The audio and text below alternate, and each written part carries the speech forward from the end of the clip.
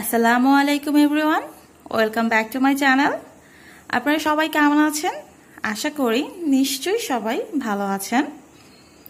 আজকে আমি আপনাদের জন্য নিয়ে এসেছি খুবই মজাদার একটি রেসিপি, আর সেটা হচ্ছে ভুনা খিচুড়ি। ভুনা খিচুড়ি আমরা সবাই খেয়েছি এবং আমরা সবাই কম বেশি জানি এটা কিভাবে তৈরি করতে হয়।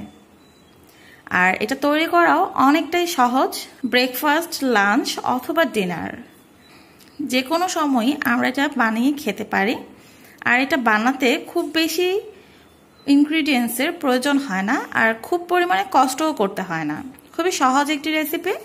তাহলে ভিউয়ার্স, চলুন দেখে নিই কী করে ভুনা খিচুড়ি তৈরি করতে হয়। চুলায় একটা হাঁড়ি বসিয়ে দিয়েছি, হাঁড়িটা গরম হয়ে গেছে। এখন আমি এখানে হাফ কাপ রান্নার তেল দিয়ে দিচ্ছি, আর দিয়ে দিচ্ছি 1 চা চামচ ঘি। তেলটা আর ঘিটা গরম হয়ে যাচ্ছে। এখন আমি এখানে দিয়ে দিচ্ছি 3 টুকরা দারচিনি আর 3 টুকরা এলাচ। এলাচটাকে মাঝখান থেকে আমি একটু ফাটিয়ে নিয়েছি। আর দিচ্ছি 3টা লবঙ্গ আর 1টা তেজপাতা মাঝখান থেকে ছিঁড়ে দিয়েছি। এখন এটাকে আমি একটু ভেজে নিচ্ছি। আপনারা দেখতে পাচ্ছেন, আপনারা বুঝবেন কিভাবে যে এই মশলাটা ভাজা হয়েছে। এই যে দেখেন, মশলার সাইডে ছোট ছোট বাবলস উঠছে। যখন এই ছোট ছোট বাবলসগুলো উঠবে তখন আপনারা বুঝতে পারবেন যে আপনাদের মশলাটা ভাজা হয়ে গেছে। এখন আমি এখানে 1 কাপ পেঁয়াজ কুচি দিয়ে দিচ্ছি। পেঁয়াজটাকে এখন আমি হালকা ভেজে নেব। আমার পেঁয়াজটা ভাজা হয়ে গেছে অনেকাংশে। এখন আমি এখানে 1 চামচ রসুন বাটা দিচ্ছি, আর দিচ্ছি 1 চামচ আদা বাটা। এখন আমি আদা রসুনটাকে ভালো করে ভেজে নেব, যেন আদা রসুনের কোনো কাঁচা গন্ধ না আসে। এখন আমি এখানে হাফ কাপ পানি দিয়ে দিচ্ছি, কারণ আমি গুঁড়া মশলা দেব, আর গুঁড়া মশলাটা যেন পুড়ে না যায় সেজন্যই পানিটা দেয়া। পানিটা দিয়ে এখন আমি এখানে হাফ চামচ মরিচ গুঁড়া দিলাম, আর দিলাম হাফ চামচ ধনে গুঁড়া, আর দিচ্ছি হাফ চামচ হলুদ গুঁড়া। এখন আমি এটাকে খুব ভালো করে মিশিয়ে নিচ্ছি, আর মশলাটাকে আমি কষিয়ে নেব যেন মশলা থেকে কোনো প্রকার কাঁচা গন্ধ না আসে। আমার মশলাটা কষানো হয়ে গেছে।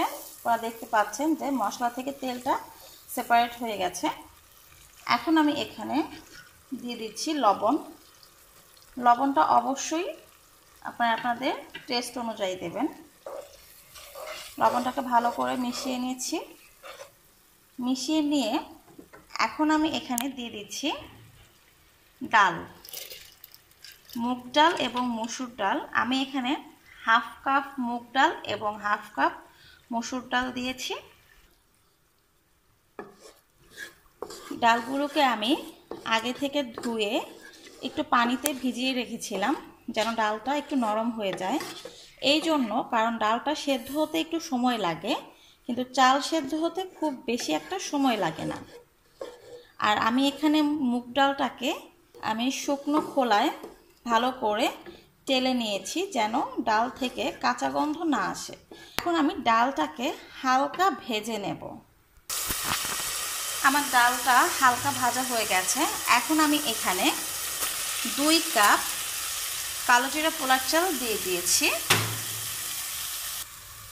এখন চালটাকে ডালের সাথে ভালো করে মিশিয়ে দিচ্ছি, আর চালটাকে আমি খুব ভালো করে ভেজে নেব। যে আমার চালটা ভাজা হয়ে গেছে। আর চালটা ভাজা হয়ে গেছে এটা আপনারা বুঝবেন কিভাবে? যখন চালটা ভাজা হয়ে যাবে তখন আপনারা চালটা দেখলেই বুঝতে পারবেন। আর চালটা যখন আপনারা নাড়বেন তখন এরকম একটা শনশন শব্দ হবে, একটু খেয়াল করলেই দেখবেন।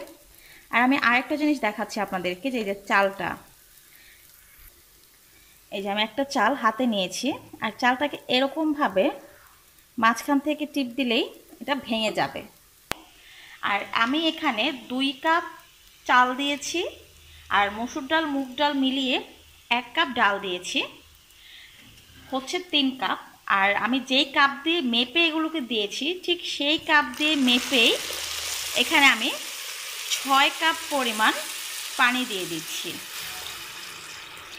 চাল এবং ডালটা যে কাপ দিয়ে মেপেছি পানিটাও আমি ঠিক সেই কাপ দিয়ে মেপে নিয়েছি। এখন এটাকে নেড়ে দিচ্ছি।